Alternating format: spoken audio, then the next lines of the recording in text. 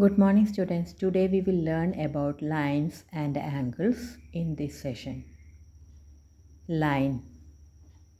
Line is one-dimensional geometric object that has length but no width or height. It is a straight path that extends infinitely in both direction. Line क्या होता है? One dimensional geometric object है, उसको length रहता है लेकिन but width भी नहीं होता है, हाइट भी नहीं होता है. It is a straight path होता है, उसको एक्सटेंड होता है इन्फिनिट तक, कोई एंड पॉइंट नहीं रहता है. Here this is a line A B.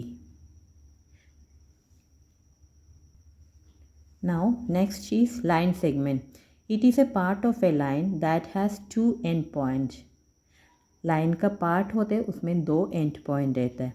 Example, this is the line A B and C D is the line segment. इधर दो एंड पॉइंट है सी और डी, तो इसको लाइन सेगमेंट बोलते हैं. सी डी को line equal to A B, then line segment is C D.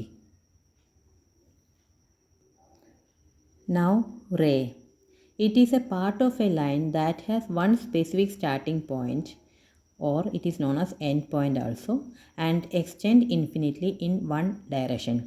एक starting point या end point होता है, दूसरा direction infinite तक जाता है, उसको रे बोलते हैं. इसमें one end point होता है. ठीक है, this is ray AB. Now angle.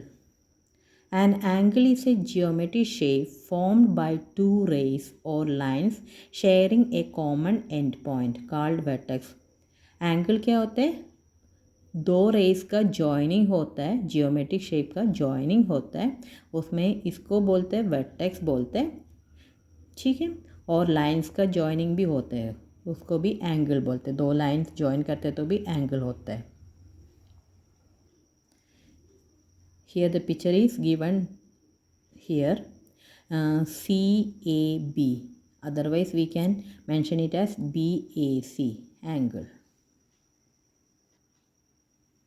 The space between these two rays is what defines the angle and it is measured in degrees or radians.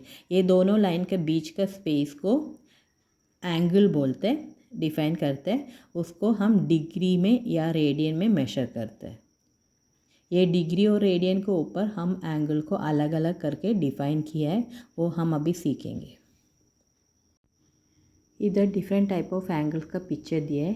First one में एक्यूट एंगल, उसका degree क्या होता है? 90 degree से कम होता है. 0 और 90 degree के बीच में होता है उसका एंगल, उसको क्या बोलते हैं? एक्यूट एंगल बोलते हैं. इसमें ए और बी का एंगल क्या होता है? 90 से कम है, लेस दैन 90, उसको एक्यूट एंगल बोलते हैं. सेकेंड पिक्चर में दिया है राइट एंगल, उसमें एंगल एक्सैक्ट 90 डिग्री होगा. ठीक है, उसको राइट एंगल बोलते हैं. अभी थर्ड में ऑब्ट्यूस एंगल, उसका क्या है? एंगल 90 और 180 डिग्री का बीच में रहेगा. वो 90 से भी ज़्यादा है लेकिन 180 से कम है उसका एंगल, उसको क्या बोलते हैं? ऑब्ट्यूस एंगल बोलते हैं.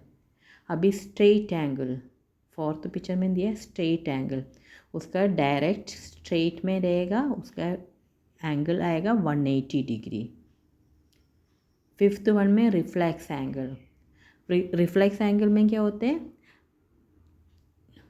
जो ऑब्ट्यूस एंगल का बाहर का साइड है ना, मतलब ऑब्ट्यूस एंगल 90 और 180 के बीच में होगा, उसको ऑपोजिट साइड वाला एंगल जो भी है उसको रिफ्लेक्स एंगल बोलते हैं. मेजर्स 180 डिग्री से 360 के बीच में. ठीक है, उसमें ऑब्ट्यूस का भी है, एक्यूट का भी है, 90 डिग्री का भी है, उसका बाहर का एंगल को बोलते हैं रिफ्लेक्स एंगल.